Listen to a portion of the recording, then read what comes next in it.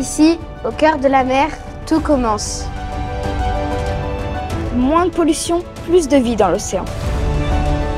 Observer pour préserver. Avec Nolan, Charlie et Juliette, nous cherchons à mieux comprendre les océans. Bonjour à tous et bienvenue dans cet épisode de La vie de ma mère. Alors, on ne parle pas de ma mère, non, mais bien de nos mers, de nos océans. Au moment où se tient à Nice la conférence des Nations Unies sur l'océan et à Monaco, le Blue and Finance Forum. Aujourd'hui, on se retrouve pour parler des requins. Est-ce que ce sont des espèces menacées ou menaçantes? Et pour parler de ça, on va rejoindre Charlie. Charlie, elle a 10 ans, elle est scolarisée à Monaco et elle est passionnée par la mer. Suivez-moi.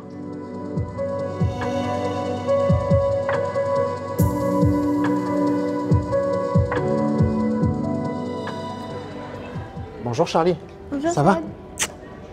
Ça va et toi? Ouais, ça va. Qu'est-ce que tu regardes là? Je regardais ce requin et je me demandais ce que c'était comme race. Ça, c'est un requin zèbre. C'est un requin qu'on retrouve dans l'océan Indien, dans l'océan Atlantique aussi. Et tu crois que les requins c'est dangereux, Sébastien? C'est une super question ça. Est-ce que les requins sont dangereux? Mais on est allé voir quelqu'un qui peut répondre à ta question. Il s'appelle Pierre Frolat. C'est un champion du monde d'apnée, mais c'est aussi le coordinateur des activités subaquatiques de Monaco. On va voir sa réponse sur la tablette? Bien sûr. Alors oui, le requin, ça peut être un animal dangereux. C'est un animal qui est au sommet de la chaîne alimentaire. C'est un animal qui est carnivore. C'est un animal qui se nourrit de viande. Il peut être dangereux pour l'homme aussi. Pas forcément parce que le requin voudrait se nourrir d'hommes, mais plutôt parce que il va se retrouver dans une situation un peu particulière. Une lutte territoriale, une lutte reproductive aussi. Il est tranquillement dans son coin et on le dérange à un moment très important de sa journée. C'est un animal qui a des dents très acérées, qui est rapide, qui est solide. Et donc, de par sa corpulence, de par les chocs qu'il pourrait générer, il est dangereux. C'est pas pour autant que cet animal doit être considéré comme un mangeur d'hommes.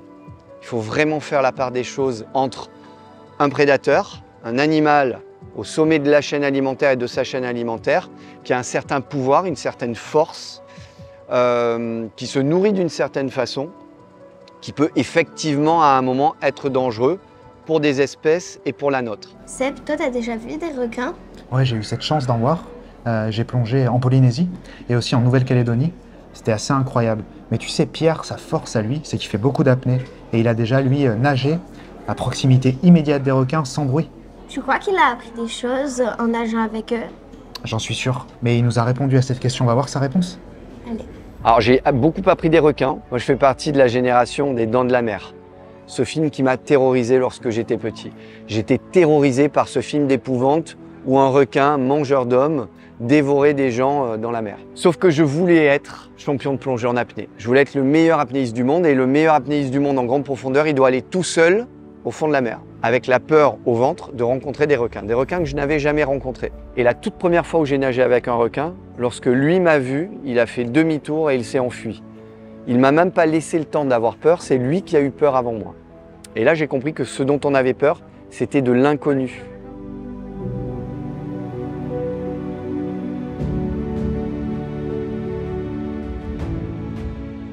Le requin, dans la mer, il est chez lui.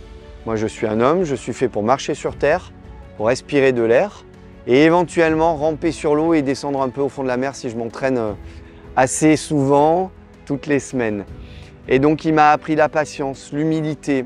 J'ai appris à observer les comportements de ces animaux, à créer avec certaines espèces, que ce soit des requins, que ce soit d'autres animaux océaniques, ce que l'on appelle des interactions. Les laisser venir à moi, les laisser choisir, leur laisser le choix de faire le choix de se rapprocher, de s'écarter, de se laisser intriguer, d'être un peu plus audacieux ou de fuir. N'importe quel animal dans la mer, s'il ne veut pas être dérangé par nous, il s'enfuit. Ça me donne vraiment envie d'aller plonger avec Pierre pour voir les requins. C'est vrai ça? Et en attendant, je te propose qu'on aille se promener dans ce magnifique musée océanographique de Monaco. On y va? Allez, avec grand plaisir.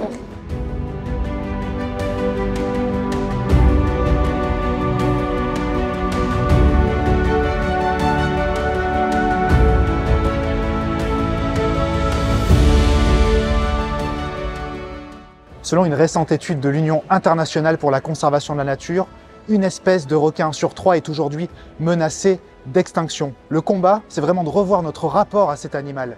Merci d'avoir suivi ce nouvel épisode de La vie de ma mère et on se retrouve très bientôt. Prenez soin de vous.